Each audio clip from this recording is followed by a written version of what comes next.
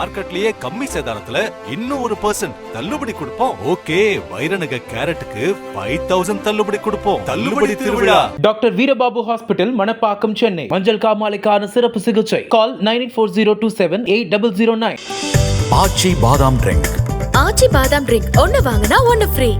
ஜோசியத்தை நன்றாக அறிந்து கொள்ள நீங்கள் வைத்திருக்கிற புத்தகத்தை பற்றி கூறுங்கள். எந்த புத்தகங்களை படிக்க வேண்டும் என்பதை தெரிவித்தால் மிகவும் நன்றாக இருக்கும். புத்தகங்கள் இல்லைங்க, நிறைய புத்தகம் இருக்குங்க. அது அனுபவம் தாங்க காரணம்.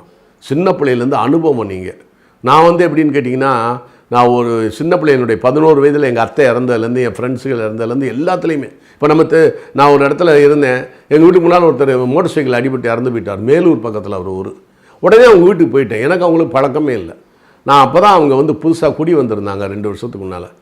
புருஷன் செத்து போயிட்டார். அந்த சின்ன பொண்ணு, அந்த அம்மாவுக்கு ஒரு 35 வயசு தான் இருக்கும். அது 2 பிள்ளைங்க வேறு. மோட்டர் சைக்கிள் அடிபட்டு இருந்தால் நான் போய் மெதுவாக எல்லாம் தூக்கமெல்லாம் விசாரிச்சுட்டு அவங்க எப்போ பிறந்தாங்க என்னென்னு நட்சத்திரம்லாம் தெரிஞ்சுட்டு வந்தேன். கரெக்டாக இருக்குது அவர் இறந்தது. அதே மாதிரி யார் யார் ஹாஸ்பிட்டல் போகிறாங்களோ அவங்களுடைய எல்லாத்தையும் போய் பார்த்துட்டு பக்கத்து வார்டுக்கும் போய் பார்ப்பேன். என் தம்பி ஒரு தடவை ஒரு ஹாஸ்பிட்டல் அட்மிட் ஆனது அப்போலோவில். அப்போ தான் ஜெயலலிதா அம்மாவுக்காக விரலை வெட்டிக்கிட்ட ஒரு அவரை போய் பார்த்தேன்.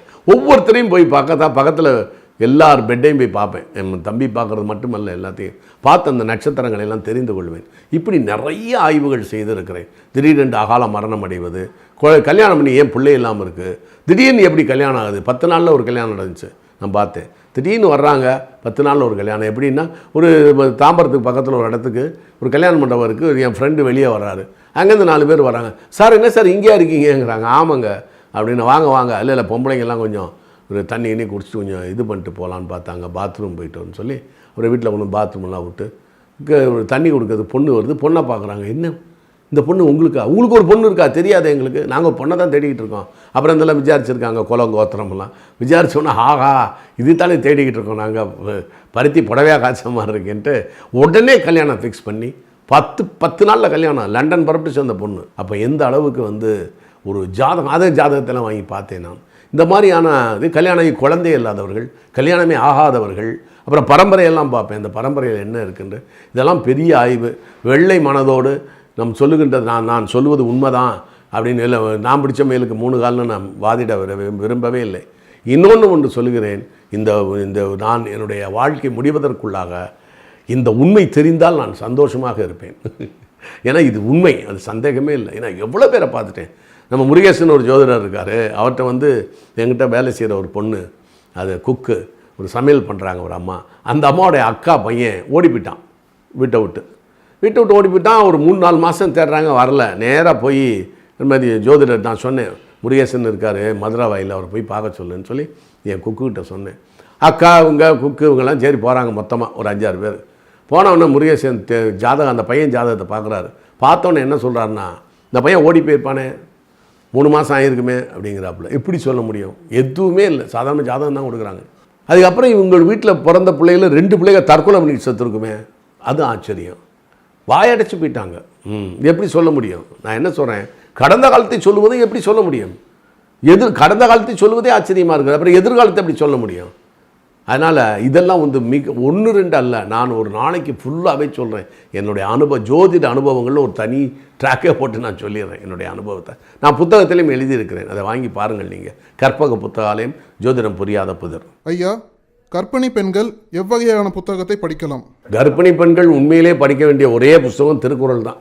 திருக்குறளை எடுத்து வச்சுக்கிட்டு அப்படியே பொழிப்புரையை படித்து சும்மா படிக்கக்கூடாது. சாதாரணமாக ஏதோ பேப்பர் வாசிக்கிற மாதிரி அதை எடுத்து படித்து ஆழ் மனதில் திங்க் பண்ணி கொண்டு ஒரு 133 அதிகாரங்கள், அந்த 133 அதிகாரங்களே ஒரு நாளைக்கு ஒரு 10 குறள்.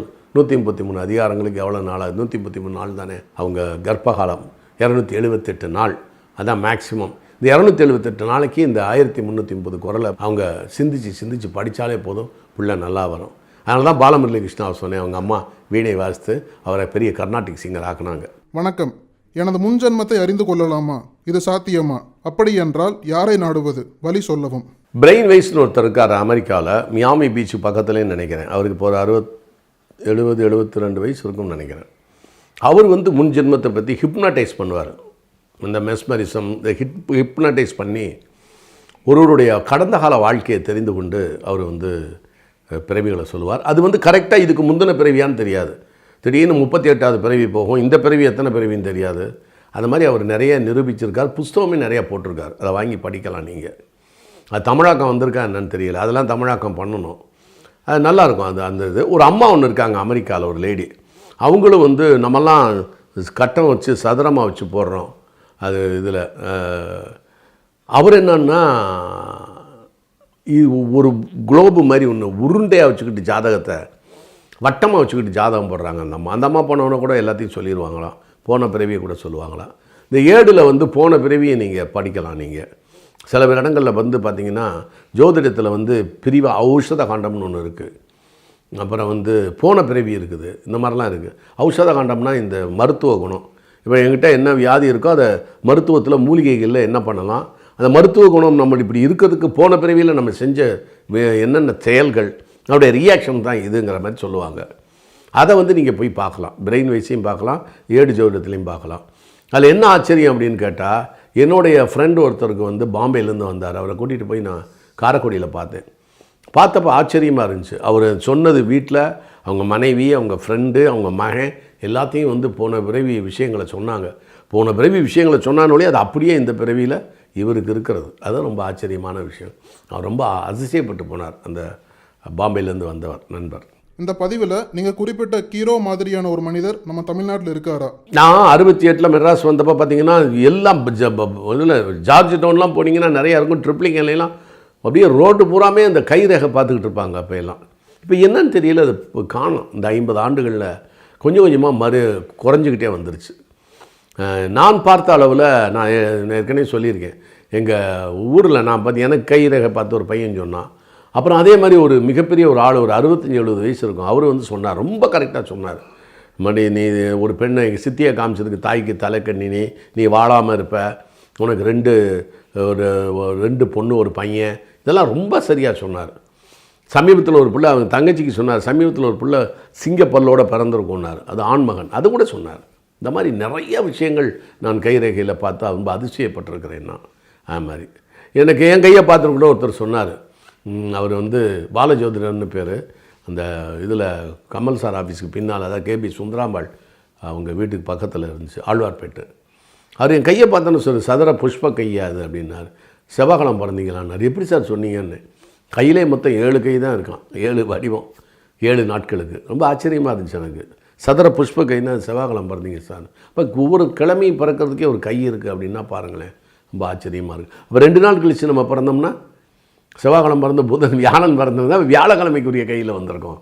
அப்போ ஒவ்வொரு நாளும் ஒவ்வொரு மணி நேரமும் நம்முடைய உடல் உறுப்புகள் மாறிக்கொண்டே இருக்கிறது என்று தானே அர்த்தம். ஆச்சரியமாக இருக்கிறது. இப்போ இல்லை, அவங்கெல்லாம் ரொம்ப அருகிட்டாங்க. ஒருத்தர் அண்ணா நகரில் இருந்தார், நான் ரொம்ப நாளாச்சு அவரை பார்த்து, ஒரு 5-6 ஆண்டுகளுக்கு மேலே ஆச்சு நான் பார்த்து. நாம் இறந்த பிறகு நம் உடல் நம் வழக்கப்படி இந்த உலகில் அழிக்கப்பட்டுவிடும். நம் உடல் இல்லாமல் சொர்க்கத்திற்கு சென்றால் என்ன, நரகத்துக்கு சென்றால் என்ன? இந்த சொர்க்க நரகம்லாம் நம்ம திங்க் பண்ணவே தேவையில்லை. மனம் அது செம்மையானால் மந்திரம் ஜபிக்க தேவையில்லைம்பாங்க. மதம் என்பது கடவுளை தேடி மனிதன் போவது, ஆன்மீகம் என்பது மனிதனை தேடி கடவுள் வருவது. சில பேர் கேட்குறாங்க ஜோதிடம் பார்க்கலாம். ஜோதிடம் பார்க்கவே தேவையில்லை. ஜோதிடம் பார்த்து நீங்கள் எதிர்காலத்தை வேணால் தெரிந்து கொள்ளலாம், அது எதிர்காலத்தை நீங்கள் மாற்றி அமைக்க முடியாது. Even god cannot change the பாஸ்ட்டுமா. கடந்த காலத்தை வந்து கடவுளால் கூட மாற்றி அமைக்க முடியாது என்று சொல்வார்கள். எதிர்காலத்தையும் மாற்றி அமைக்க முடியாது. நாம் எப்படி நடப்போமோ, எதிர்காலம் எப்படி தீர்மானிக்கப்பட்டதோ அதன்படி தான் நடக்கும். ஏன்னா அப்படியெல்லாம் ஜாதகம் பார்த்து கல்யாணம் பண்ணால் ஏன் இவ்வளோ டைவர்ஸ் வருது, ஏன் இவ்வளோ மரணம் வருது, விதவை ஆகிறார்கள், விடோயர் ஆகிறார்கள், பெண் மனைவி இழந்த கணவர்கள், கணவனை இருந்த மனைவிகள், ஏன் இவ்வளோ பேர் இருக்காங்க நாட்டில்? அதெல்லாம் அப்படியெல்லாம் இல்லை. ஏற்கனவே வாழ்க்கை தீர்மானிக்கப்பட்டது, அதில் எந்த சந்தேகமும் இல்லை. சகுனம், நிமித்தம் ஆகியவை குறித்து உங்கள் கருத்து என்ன ஐயா? எனக்கு அதில் நம்பிக்கையில் நானும் அதை ஃபாலோ பண்ணுறதில்லை. ஆனால் ஒன்றே மிக மிக முக்கியம். எப்படி என்றால், ஏதோ ஒரு சின்ன இண்டிகேஷன் இருக்குது அப்படின்னு சொல்கிறார். அதில் நம்ம பாலி என்பவரை பற்றி நான் சொல்ல போகிறேன். உல்ஃப் கேங் பாலின்னு ஒருத்தர் இருந்தார். பாலி எஃபெக்ட்னே அதுக்கு பேர். அவர் ஆராய்ச்சியில் ஒன்று சொல்கிறார். ஒரு சின்ன உதாரணம் சொல்கிறேனே. ஒரு அம்மா அங்கே போய் இதில் அப்போயே 1925 சொல்கிறேன்னா, ஏதோ கடையில் போய் ஏதாவது சொல்லிட்டு வந்து நம்ம வீட்டுக்கெல்லாம் போய் வேறு வேலை பார்த்துட்டு வந்தால் வீட்டுக்கு கொண்டு வந்து டோர் டெலிவரி பண்ணிவிட்டு வாங்கலாம். ஃபாரினில், இல்லை லண்டனில். அந்த மாதிரி டோர் டெலிவரி பண்ணுறதுக்கு முன்னால் இவங்க என்ன பண்ணியிருக்கிறாங்க, ஒரு கேட்டிருக்காங்க, பேர் என்ன, ப்ளூ ட்ரெஸ் ஒன்று வாங்கி எடுத்து கொடுத்துட்டு வந்திருக்கிறாங்க. பார்சல் பண்ணுறவே மாற்றி பண்ணிட்டான். அதே ப்ளூ ட்ரெஸ்ஸை அதே டிசைனில் பிளாக் ட்ரெஸ் அனுப்பிச்சிட்டான். வீட்டுக்கு வந்து பார்த்தா பிளாக் ட்ரெஸ். ஐயோ, நான் செலக்ட் பண்ணது ப்ளூ ட்ரெஸ் ஆச்சே அப்படின்னு ஃபோன் பண்ணி கேட்டிருக்காங்க. கேட்டுட்டு அதை மாற்றுறாங்க. அதுக்கப்புறம் அது வேறு. ஆனால் 10 நிமிஷத்தில் ஒரு மெசேஜ் ஒன்று வருது. இவங்களுடைய dearest friend, very close friend, நகமும் சதையுமாக இருந்தவர்கள் இறந்து விட்டார்கள், அகால மரணம் அடைந்து விட்டார்கள் என்று செய்தி வருகிறது. இதுதான் ஒரு இண்டிகேஷன் என்று சொல்லுவார்கள். இன்னொரு உதாரணம் ஒன்று சொல்லுவார்கள். நம்ம நாடோடி மன்னன் ஷூட்டிங் நடந்துகிட்டு இருக்கும்போது இதை சொன்னது வந்து எம்என் ராஜம் அவர்கள், பெருமதிப்பிற்குரிய நடிகை எம்என் ராஜம் அவர்கள். நாடோடி மன்னன் ஷூட்டிங் நடந்துட்டு இருக்கும்போது எம்ஜிஆர் வந்து அந்த மேலே இதெல்லாம் போட்டிருப்பார்ல, அந்த மாதிரி நடந்து போகும்போது அங்கே ஒரு குத்து வழக்கு இருந்திருக்கு. அந்த வழக்கில் பட்டு எரிஞ்சு போச்சான். அந்த இது வேறு என்ன, அந்த அங்கவஸ்திரம் எரிஞ்சோடனே அப்படியே டப்பு டப்பு டப்பு தொட்டு அணைச்சிட்டாங்களாம். ஒரு 10-15 மினிட்ஸில் நியூஸ் வருதான், கலைவாணர் என்எஸ் கிருஷ்ணன் மரணம் அடைந்து விட்டார் என்று.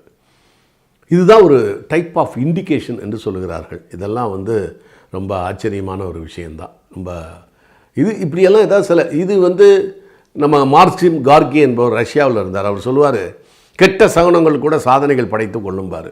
அதை தான் 100 சகுனங்கள் உட்காந்து எழுதணும். இந்த 100ல் எத்தனைகள் நமக்கு நிறைவேறி இருக்கின்றன, 95 நிறைவேறிந்தால் ஓகே, 100ல் எழுதி 10 தான் நிறைவேறிருக்கு, மிச்சம் வந்து 90 நிறைவேறவில்லை என்று நாம் விட்டுவிட்டோம் என்றால் அது கணக்கு சரியாக பார்க்கவில்லை என்று தான் என்னுடைய அர்த்தம். அதையும் நம்ம டீப்பாக பார்த்தால் நிறைய நமக்கு இண்டிகேட் பண்ணும். இந்த பிரபஞ்சம் ஒன்றுக்கொன்று தொடர்பு இருக்கிறது என்ற தத்துவத்தை நாம் மனதில் வைத்துக்கொள்ள வேண்டும்.